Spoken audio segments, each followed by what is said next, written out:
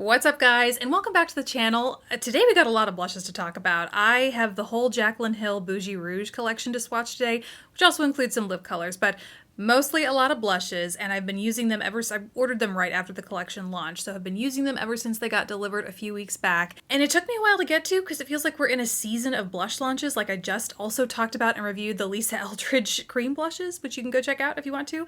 Anywho, focuses on these from Jaclyn Hill, and I'm surprised at how much I love some products and how much I don't love or was a little disappointed with others. So let's go ahead and jump in.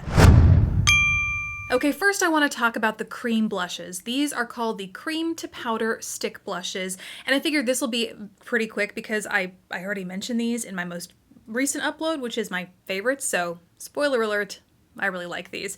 The shade in particular that I love and mentioned in that video is Overruled. It's a mid-tone dusty rose shade. And when I say dusty rose, typically what comes to mind is something super pale and washed out, and that is not the case at all with this. It has, obviously it's kind of pinky, but it has a little bit of brown tones, or just enough brown that I feel like I can get away with using this not only as a blush, kind of towards the backs of my cheekbones, but if I blend it just under my cheekbone, it kind of fakes out like looking like a bronzer too. So this is a real multitasker for me on my skin tone, which is why I love that shade. But the collection overall has some more beautiful shades. First and the lightest of which is Swoon. This is like a soft peachy creamsicle shade. Then there is Empress, which is kind of like a cool bubblegummy sort of pink, still very bright though. And last up is Royal Flush, my inner Miranda Sings is coming out. Royal Flush, which is a hot coral. The formula with these is amazing. It's another reason why I love them. They truly are cream to powder like the name suggests. They don't mess with any products you have underneath. I've been wearing a mixture of cream and like with my foundation, a liquid foundation, cream bronzer or even powder bronzer. And when I go and layer these over top, it doesn't disturb the product underneath. Sometimes I find that with cream to powder formulas, they can, in the dry down process, something weird happens where as they're drying, they start clinging to my makeup and they start displacing it, moving it around my face. And so I have uneven texture.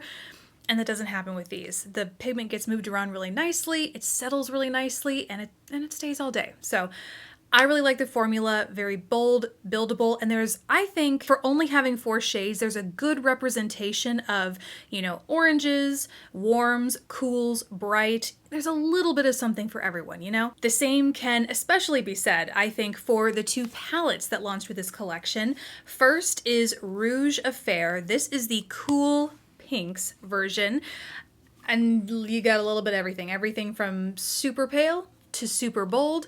And at first when I saw both of these palettes, you'll see there's a range of shades, everything from bold to soft. And at first when I was looking at a shade like Forever, this hot pink blush over here, I thought, ooh, that one's just not going to get as much love from me because it's a bolder blush than I think my skin tone can handle.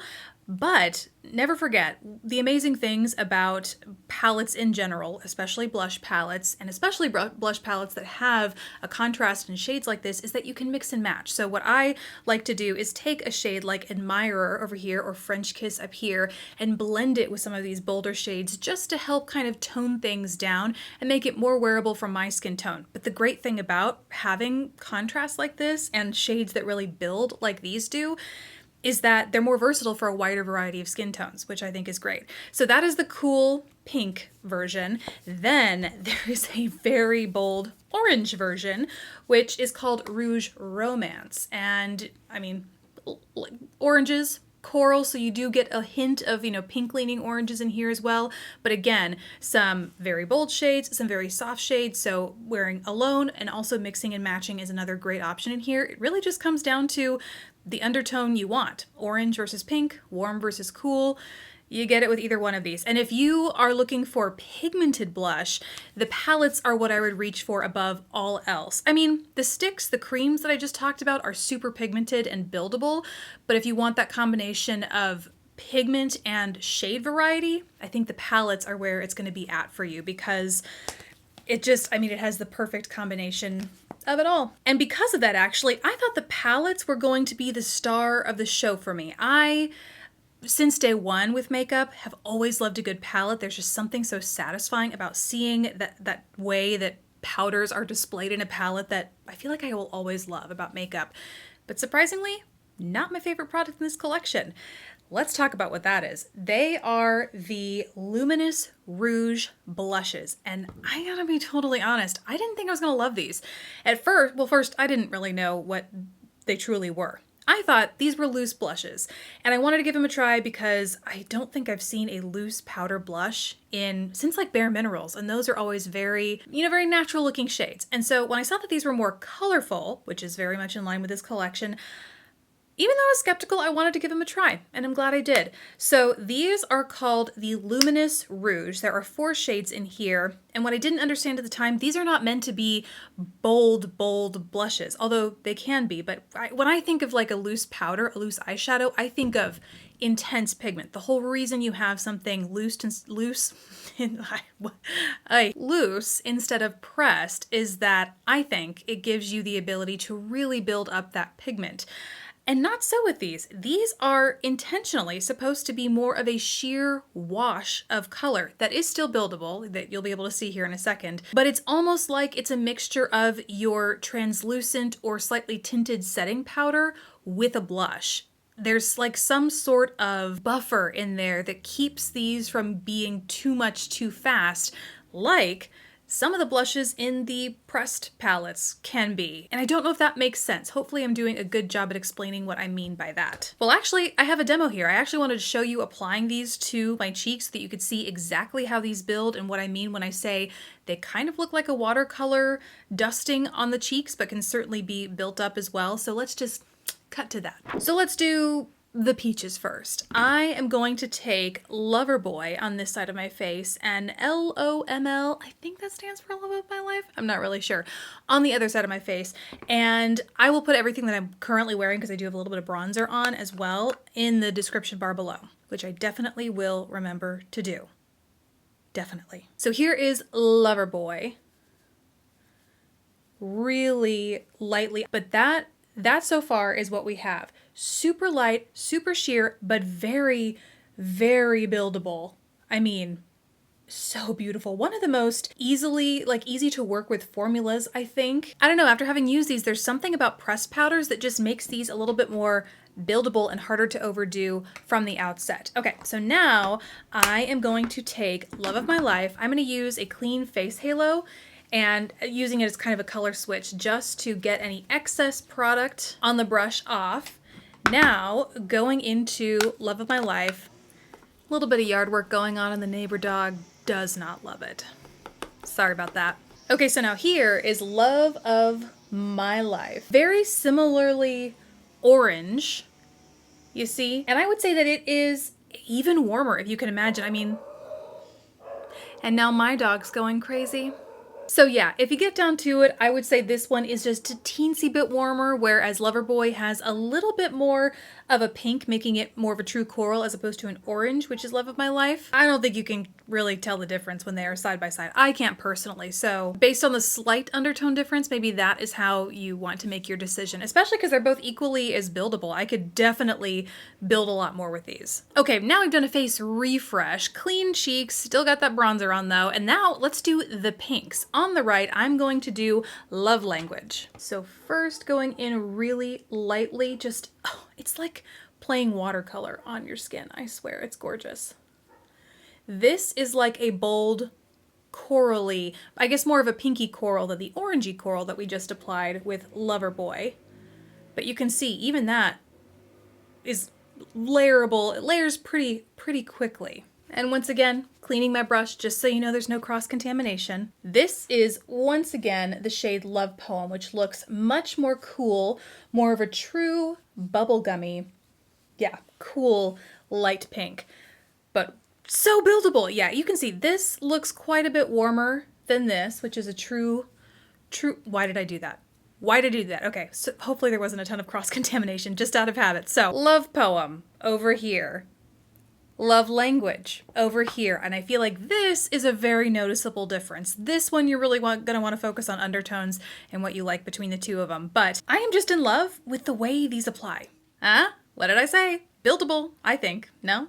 The only downside, I think, to these is the undertones. As you saw that, I think you'll be able to see how kind of similar the peach tones are, especially those first two that I tried.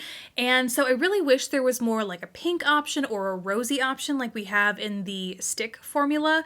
I get that there are only 4 shades in here, but hopefully if she expands these lines, I would love to see more shades in this particular formula because, I mean, it's going to be hard to get, you know, a solid shade representation when you only have 4 shades as it is, but a little bit more of an undertone or a color diversity outside of the orangey corals would have been nice. Now last up, and this was kind of another mixed bag for me. I like the formula, but I don't love the color selection. They are the lip products in this collection, the lip cushions. They're basically, they feel like a liquid lipstick that doesn't fully dry down. They're like kind of thicker. They have a comfortable moussey texture to them. But like I said, they don't fully dry down. I guess that makes sense because she already has, I don't have her liquid lips, but she already has a formula like that, I think, in her liquid lips. So these are entirely different, more of a mousse-like formula, a soft matte texture, and very flattering on the lips, I think, even if I've been struggling with lip dryness a lot recently, and so even if my lips are cracked or flaky or just really, you know, uneven looking and feeling, these gloss right over that. They just, yeah, it just makes everything disappear and gives it this beautiful soft focus matte sort of blurred pigment to the lips, which I really, really love. Because they're not totally transfer, I mean, they don't dry down totally, so they're not totally transfer proof, but yeah, I mean, I don't personally mind that. If I wanted that, I'd get a liquid lip.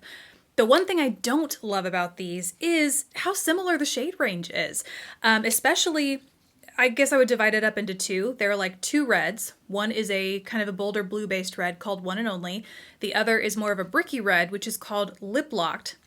I think you can kind of see the biggest contrast in between these two. And then, of course, a big difference between the reds versus the other 3 I'm about to talk about. But these lightest 3 shades, maybe it's my skin tone, I don't know. I just feel like they look very, very similar next to each other, so would have loved to see more variety and more contrast there. The one I'm wearing right now is called Promised, and it is like a soft, dusty rose. Then there is a soft peach called Sincerely Yours. Really pretty, but when I layer them up, I feel like the difference in undertone, the warm peach versus the cooler rose, it doesn't really show up on my skin tone. And then Last First Kiss, which is a soft, cool toned pink, again, not all that different from the other 2, especially Promised, the one I'm wearing today. All just very, very subtle differences. So again, I know that with 5 shades, you can't get all the shades in here, but would have just liked to see a little bit more contrast, more variety in the shades available. But it's a nice formula, so as long as you know that you don't need all the shades necessarily, you could just find the one that roughly works for you and you'll probably be in business, man, it's good. And that's it. Those are my thoughts on the Bougie Rouge collection. I'd love to hear from you guys. Which formula or shade have you been most attracted to in this whole thing? And let me know, did you know this is how these worked? That these were supposed to be a sheer, buildable, loose powder? Because I didn't, and I really love it. And let me know if that's something like a formula that kind of appeals to you just as much as it does to me. One thing I probably will do that I also don't love about this is the packaging. It's beautiful, although I apparently get fingerprints on everything, but it's a little bulky, especially when you want to go travel with it. So I might decant this into something a little bit more smaller and manageable. But besides that, really impressed with this formula. Thank you guys so much for watching. Please don't forget to subscribe if you haven't already, and I will catch you in the next video. Bye guys.